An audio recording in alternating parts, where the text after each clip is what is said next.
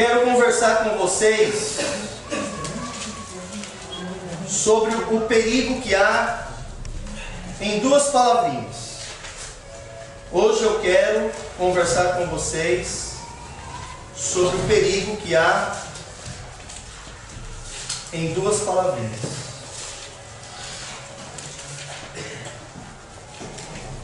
Prazer e cobiça. Cuidado com essas duas palavrinhas. Ouça-me. Cuidado com o prazer e a cobiça. Eu também vou compartilhar com vocês uma história que serve de ilustração do perigo quando deixamos o prazer e a cobiça dominar as nossas vidas. A história que eu vou lhes contar acontece, ou melhor, aconteceu após a morte de Moisés. Josué, seu sucessor, estava na liderança do povo de Israel. Eles estavam entrando na terra da promessa e eles passaram por momentos difíceis desde a saída do Egito. Você conhece a história. Mas eles estavam progredindo, eles estavam avançando. 40 anos se passaram desde a saída do Egito. Aquela geração que saiu do Egito não era mais a mesma. Uma nova geração de pessoas adultas se levantaram e eles estavam com Josué apoiando nessa nova empreitada. Mas algo aconteceu em certo momento da jornada. Algo aconteceu durante a entrada na terra da promessa. Algo aconteceu. Parece-me, olhando para o registro, que eles deixaram de avançar. A obra de Deus não avançava. Algo aconteceu. E às vezes, irmãos, a nossa vida ela para. A vida da igreja para.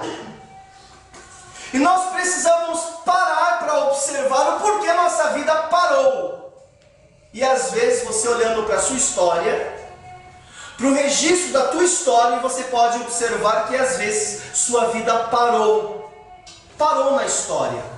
E você precisa fazer algumas perguntas, porque eu não estou conseguindo mais avançar. Alguma coisa aconteceu. E esse registro mostra para nós que algo estava impedindo a obra de Deus de avançar. E por incrível que pareça, a obra missionária também pode parar. Os trabalhos da igreja podem parar. Vocês já tiveram uma experiência como essa. A obra de Deus pode parar. Não porque os inimigos da cruz se levantaram, não. Mas porque Deus pode se interpor. Não por causa do diabo. Não. Às vezes o próprio Deus se interpõe. Às vezes Deus faz assim na sua vida. Para porque tem alguma coisa errada. Vamos arrumar. Vamos colocar ordem na sua casa. Vamos colocar ordem na sua vida pessoal. Vamos colocar ordem na igreja. Vamos colocar ordem na obra missionária, porque do jeito que está não pode avançar. E às vezes nós olhamos para as nossas vidas e as nossas vidas estão paralisadas. Você já se sentiu assim? Será que sua vida não está assim? E por que Deus pode fazer a obra? E por que Deus poderia fazer a obra de Deus parar? Irmãos, nós temos que parar e descobrir por que Deus às vezes faz isso conosco. Faz assim com a igreja, por exemplo. E boa parte das vezes que a obra para, não são por problemas externos. Quem dera que fosse por problemas externos. Boa parte das vezes que a obra de Deus parou, não foi por problemas externos. Foi por problema interno. Sabia disso? Que a obra de Deus pode parar quando há problemas internos. Irmãos, havia pecados inconfessos no meio do povo de Deus aqui.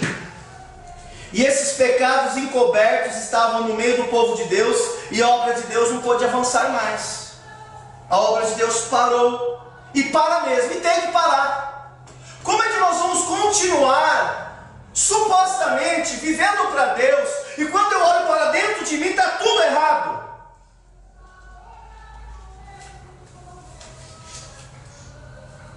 Irmãos, tem que haver uma correção de rota. A obra de Deus, ela só avança quando há o propósito de obediência no coração do povo de Deus. Só. Enquanto não haver obediência no seu coração, a obra de Deus, ela para mesmo. E vocês vão ver isso. Quando eu e você assumimos um compromisso diante de Deus de obediência, aí sim a nossa vida começa a progredir. Eu vejo a luta de algumas das pessoas que amam a Deus, temem a Deus, querem fazer o certo, mas parece que não vai para frente. E por que é que não vai para frente? Porque falta, eu não tenho dúvidas alguma, que falta uma disposição no coração dessas pessoas de obedecer e assumir um compromisso de obediência diante de Deus. Estou falando de obediência. E o texto que vamos estudar, o texto que vamos analisar, o texto que vamos meditar, fala exatamente sobre isso. Assim como o povo de Israel passou por uma situação de paralisação, há certos momentos na vida pessoal da igreja que há momentos de paralisação.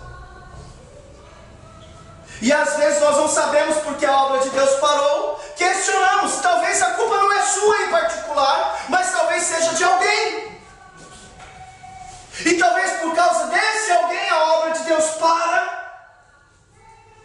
Nós suspeitamos às vezes, até que Deus começa a revelar os motivos. E Deus é incrível, irmãos. Deus não deixa pecados permanecerem em segredo, em oculto. E todos aqueles que estão envolvidos, ou são punidos pelo Senhor, ou serão restaurados. A obra de Deus simplesmente não avança quando há pecados inconfessos. Confira comigo Josué capítulo 7, versículo 4. Josué capítulo 7, versículo 4. Amém? Amém. Diz assim a palavra de Deus. Versículo 4. Assim subiram lá do povo uns, o quê? 3.000 homens, os quais fizeram o quê? Fugiram? Fugiram. Diante dos homens de Ai. Ai é uma cidade, tá bom? Os homens de Ai feriram deles quantos? 36. E os outros perseguiram desde a porta até as pedreiras e os derrotaram na descida. E o coração do povo se derreteu e se tornou como água. Então Josué fez o quê? Rasgou as suas vestes e se prostrou em terra sobre o rosto perante a arca do Senhor até a tarde. Ele e os anciões de Israel, e deitaram pó sobre a cabeça. Disse Josué: Ah, Senhor Deus, por que fizeste esse povo passar o Jordão para nos entregar nas mãos dos amorreus, para nos fazerem perecer? Tomara nos contentáramos como ficarmos além do Jordão. Ah, Senhor, que direi? Pois Israel virou as costas diante de seus inimigos. Ouvindo isso, os cananeus e todos os moradores da terra nos cercarão, e o nosso nome na terra. Então que farás ao teu grande nome? Então disse o Senhor a Josué: Levanta-te, porque está prostrados assim sobre o rosto. Israel o quê? E violaram a minha aliança, aquilo que eu lhes ordenara, pois não tomaram das coisas condenadas, e furtaram, e dissimularam, e até debaixo da sua bagagem o puseram. Pelo que os filhos de Israel não puderam resistir a seus inimigos, viraram as costas diante deles. Porquanto Israel se fizer condenado, já não serei convosco, se não eliminardes do vosso meio a coisa roubada. Vamos orar.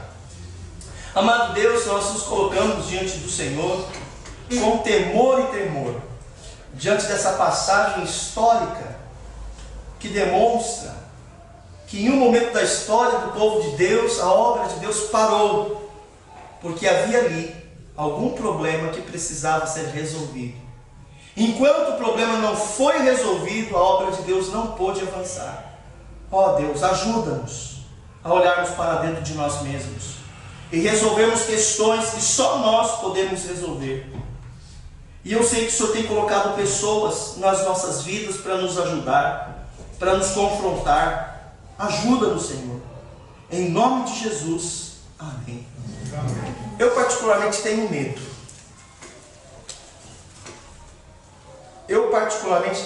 Tenho medo de ver Deus aplicando a sua ira, afastando de nós a sua misericórdia. Eu tenho medo, confesso a vocês, eu temo muito. Se existe uma coisa que tenho medo, é quando Deus decide aplicar a sua ira e afastar de nós a sua misericórdia. Que seria de nós, irmãos, sem a misericórdia do Senhor? E nesse episódio vemos isso, Josué chorando, clamando. É tão triste quando a igreja, numa outra dimensão, faz o pastor chorar. Ou talvez os filhos, em uma outra dimensão, faz os pais chorarem. Vemos aqui Josué chorando. Não somente Josué, mas os líderes de Israel chorando. Josué se humilhando, irmãos, rasgando suas vestes em sinal de repúdio ao que aconteceu, pegando cinzas, areia sobre o chão e jogando sobre a sua cabeça, se humilhando. Imagine você, o seu líder se humilhando perante Deus, para que Deus não desvie do povo a sua misericórdia. Clamando, orando a Deus, chorando, questionando a Deus por quê? Porque 3.000 homens corajosos se acovardaram e deram a costa para os inimigos. 3.000 homens deram a costa para os inimigos. Não faz sentido, sendo que 36 foram capturados e mortos. Se vocês estudarem o primeiro capítulo do livro de Josué, vocês vão ver que no primeiro capítulo Josué assume a liderança. Se vocês estudarem o livro de Josué, vocês verão que no capítulo 2, Josué manda os espias a Jericó. Já ouviu falar na cidade de Jericó? Então, era a primeira cidade a ser conquistada, Jericó. Passando o Jordão, a primeira cidade era Jericó, que tinha uns gigantão lá. Que há 40 anos atrás, outros espias foram, se acovardaram e não quiseram ir. Lembra dessa história? Pois bem, no capítulo 3 de Josué, se vocês estudarem, vocês vão ver que eles passaram um Jordão de modo sobrenatural, ao ponto que o rio Jordão parou e eles passaram em pé enxuto. E às vezes nós pensamos que apenas o rio parou ou o mar foi rasgado só no Mar Vermelho. Não, esse evento se repetiu aqui. O Jordão parou, eles passaram em terra enxuta. Tanto é fato que se você entrar no capítulo 4 de Josué, vocês vão perceber que eles lá no meio do Jordão pegaram 12 pedras e tiraram do Jordão e montaram um altar. Como prova cabal que eles passaram em chão enxuto no rio Jordão. Se vocês continuarem lendo o livro de Josué e vocês forem para o capítulo 5, vocês vão ver que todos os homens, todos os jovens, todos os meninos deveriam ser circuncidados como símbolo da aliança entre eles e Deus. No capítulo 5. Se você for para o capítulo 6 de Josué, você vai ver que Jericó foi invadida, subjugada e vencida. Quando você chega no capítulo 7, temos aqui essa tragédia. Contra a segunda cidade a ser conquistada, que é a cidade de Ai. A primeira cidade a ser conquistada era Jericó. E a segunda cidade, na verdade, era uma cidadezinha insignificante, sem muros fortificados como Jericó. A segunda cidade seria a cidade de Ai. Isso você vai encontrar aqui no capítulo 7. Parece não fazer sentido. Estão fazendo tudo certinho. A liderança obedece. Agora os espias obedeceram. O povo obedecendo. O povo obedece. Os homens, os jovens, meninos acontecendo na circuncisão, os soldados obedecem, está tudo dando certo, e de repente uma cidadezinha de nada colocaram em fuga 3.000 homens, e mata 36, não faz sentido. Isso mexe no coração de Josué, isso mexe no coração da liderança. O que está acontecendo com a gente?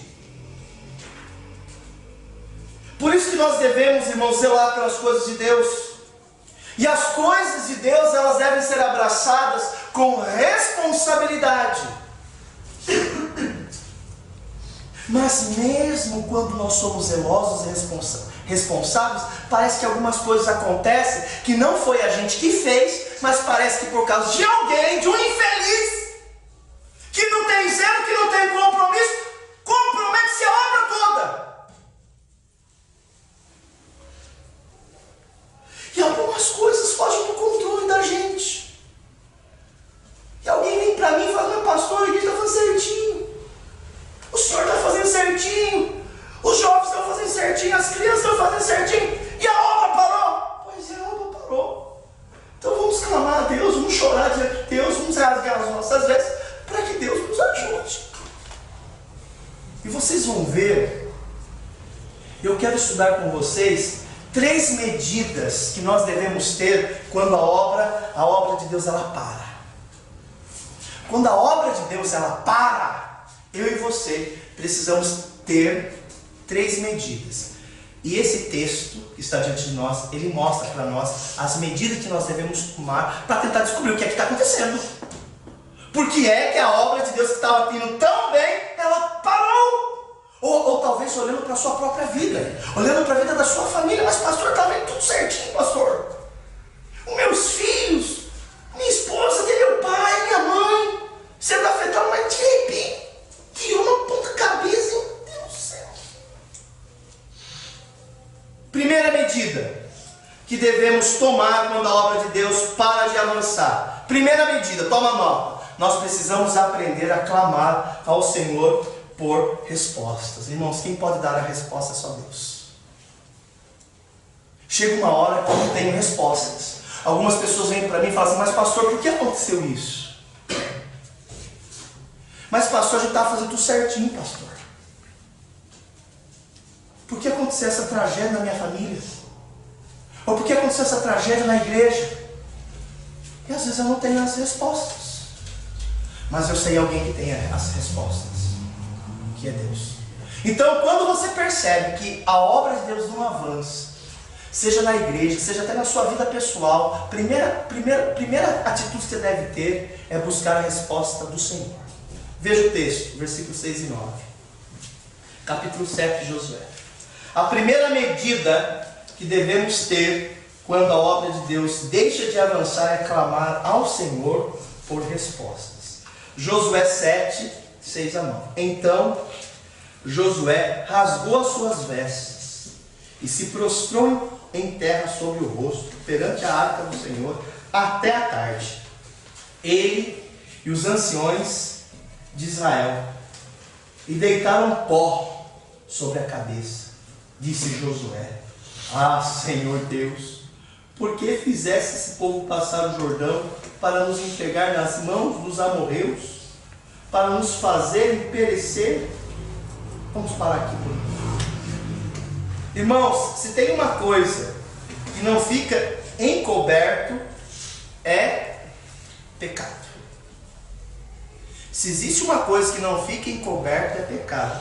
Confira comigo o texto que o Jonathan, ele leu junto conosco no começo da mensagem. Mateus 10, 26. Por favor, leia lá comigo novamente. Confira comigo, Mateus 10, 26. Se tem uma coisa que não fica encoberto, é pecado. Mateus 10, 26. Leia para mim, Alex. Portanto, não os temais nada encoberto que não venha a ser revelado, e nem oculto que não venha a ser conhecido. Ouça-me aqui, irmãos. Deus sempre vai revelar pecados ocultos. Deus sempre vai revelar. Por mais sagaz que o homem seja, por mais sagaz que você julga ser, por mais astuto que o homem seja, por mais astuto que você julga ser, Por mais esperto que o homem seja, por mais esperto que você julga ser, Deus sempre descobre. E não somente descobre, mas Deus revela. Veja o que a Bíblia diz em Provérbios 15, versículo 3. Provérbios 15, versículo 3. Confira lá comigo. Deus sempre descobre, nada está oculto. E por quê? Provérbios capítulo 15, versículo 3 diz assim: os olhos do Senhor estão aonde? Onde? Contemplando os maus e os bons. Sabe o que esse texto de Salomão quer dizer? Que se você fizer algo de bom, ou seja, se você fizer algo correto, algo que é justo, Deus vai ver. Deus vai ver. Mas se você fizer algo mal, algo que é errado, algo que é injusto, ouça-me aqui esta noite, Deus também vai ver. Provérbios 15, 3. E isso, irmãos, é assustador, porque existem coisas que nós fazemos em oculto, que nós não queremos que ninguém descubra. Por isso que nós escondemos, por isso que nós mentimos às vezes. Nós não queremos que ninguém descubra. Guardamos segredo em 7 chaves. Compramos o silêncio de pessoas, é verdade. Compramos o silêncio de pessoas. Eu já ouvi até isso entre cristãos. Chantageamos pessoas para que elas não revelem os nossos segredos sombrios. Chantageamos. Já vi isso entre crentes. Se você contar, eu também conto os teus podres. Aí os dois ficam quietos. Já vi isso acontecer. Mas quem pode comprar o silêncio de Deus? Quem pode chantagear o Altíssimo? Ninguém. A Bíblia diz, irmãos, e ensina que Deus pega os sábios em suas próprias astúcias. Deus pega os sabichões na sua própria esperteza. Não tem como nós nos escondermos de Deus. Não tem como nós fugirmos de Deus. Não tem como eu mentir para Deus, irmãos. Simplesmente nós não conseguimos. Confira comigo esse outro texto. Lucas capítulo 12. É assustador esse texto. É assustador. Lucas capítulo 12, versículo 2. Lucas capítulo 12, versículo 2. Veja o que a palavra de Deus nos ensina. Lucas 12, 2. Diz assim, ó: nada há encoberto que não venha a ser revelado, e oculto que não venha a ser conhecido. Porque tudo o que dissestes às escuras será ouvido em plena luz. E o que dissestes aos ouvidos no interior da casa será proclamado dos eirados. Sabe o que você está falando? Aqueles cochichos, aqueles segredinhos que nós vamos até os nossos amigos, aos nossos confidentes, e a gente fala: vem cá, vou contar um segredo para você que eu fiz. Você compartilha esse segredo. A Bíblia fala que até esses segredinhos serão revelados. Não tem como fugir, irmãos. Deus vai revelar. Isso me assusta. Isso me amedronta. Porque veja o caso de Davi. Conhece a história de Davi? Deus revelou. Davi talvez tivesse pensado: Deus, eu acho que Deus não viu aquele adultério. Deus viu o adultério, não somente o adultério, mas Deus viu aquele assassinato. E mais, Deus revelou. Ele tentou esconder, mas Deus revelou. Você conhece aquela história de Caim? Deus revelou. Talvez ele pensasse que ninguém iria saber do assassinato do irmão, que certamente ele escondeu o corpo. Mas diz o texto bíblico que a própria terra clamou a Deus pelo sangue do irmão. Você não conhece a história, por exemplo, de Ananias e Safira? O que fizeram Ananias e Safira? Deus revelou. Ananias pensou que poderia esconder aquele pecado de Deus. Safira, a esposa dele, pensou que iria se safar porque eles haviam combinado em casa. Eles tinham um terreno, deixa eu me resumir a vocês, eles tinham um terreno, aí eles queriam aparecer, eles venderam o terreno, pegaram a metade do dinheiro, a outra metade do dinheiro falaram, vamos dar de oferta para a igreja. Só que quando nós vamos dar a oferta para a igreja, a gente fala que a gente deu tudo. Mas eles não deram tudo, eles deram a metade. E eles estavam mentindo. Mas Ananias e Safira falaram isso em segredo. Chegou lá na igreja, chegou lá o Ananias, com toda a pompa, falando ao espiritual, eu vim aqui para trazer minha oferta. Aí Deus já tinha mostrado para o Pedro que era assim. Aí eu vim aqui trazer minha oferta. Aí o Pedro falou assim, esse aqui é o valor total? E a Ananias falou, é o valor total. E Pedro falou, mas o terreno não era teu? Se você quisesse reter todo o dinheiro para você, você poderia reter. Por que mentistes a Deus? O dinheiro não é teu? Se você quer dar, dá. Se não quer dar, não dá. Deus não precisa do teu dinheiro. Mas já que está dando, por que mente? Não estou mentindo, o cara caiu morto ali. Aí veio a esposa dele, né? Acho que pegou a roupa mais bonita para desfilar na igreja, porque ó, deu dinheiro na igreja. Desfilando lá. Aí chegou o Pedro e os demais e falou, ô Safira, vem cá, foi você que deu aquela oferta? Ah, fui eu e meu marido. Então, você deu quanto mesmo? A gente deu tudo. Escuta aqui, Safira, você deu tudo mesmo? Tudo. Caiu morto no chão também. Está lá registrado no livro de Atos. Eles combinaram em segredo, chegou lá, Deus revelou. Aí caiu a máscara. A gente pensa que vai safar, irmãos. Que a gente sabe esconder, que a gente sabe mentir, que a gente sabe chantagear, que a gente sabe comprar silêncio. Mas ninguém consegue esconder de Deus. Ninguém consegue mentir para Ele. Ninguém consegue comprá-lo ou chantageá-lo. Ninguém consegue. Assim aconteceu com Josué. Depois de chorar o que tinha que chorar, depois de clamar o que tinha que clamar, depois de se humilhar, Deus respondeu. Confira comigo. Versículo 10 e 11. Então disse o Senhor a Josué: levanta-te, porque estás prostrado assim sobre o rosto? Israel pecou e violaram a minha aliança. Eles fizeram aquilo que eu falei para eles não fazerem. Eles furtaram e dissimularam, e até debaixo da sua bagagem não puseram. Para aqui por enquanto. Veja que interessante, irmãos. Josué não sabia. A liderança não sabia. O povo de Israel não sabia. Mas Deus revelou. E Deus revelou exatamente o que eles fizeram, como fizeram e aonde esconderam. Isso é apavorante. Isso é assustador.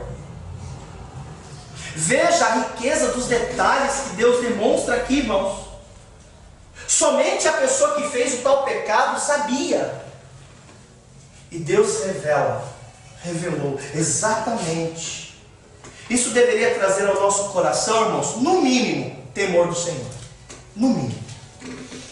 Porque Ele pode revelar os nossos segredos mais sombrios. E talvez são exatamente esses segredos que está fazendo você não crescer. Está fazendo você não progredir. E você sente, você corre, é um ativismo vazio. Você corre. Estuda. Persevera. E parece que não sai do lugar. Você tem que tratar. Você tem que resolver. E se você não resolver, Deus vai resolver. Agora não deixe Ele fazer. Porque se Ele fizer, vai ser do jeito dele. E nós vamos ver aqui o que Ele vai fazer. Aqui Ele só está mostrando para a liderança que há pecado em Israel. Eles são dissimulados, eles são ladrões, eles são mentirosos. Vai atrás de uma das cabanas, está enterrado lá em alguma cabana. Pode procurar lá, tem sujeira aí dentro. E se Deus talvez mandasse alguém na sua casa vasculhar lá, talvez Deus encontraria através da pessoa que Ele levanta algumas coisas escondidas lá que não deveria estar lá. E a gente vê isso aqui. E com isso Deus traz a Josué não somente as informações pertinentes ao pecado, mas Deus traz também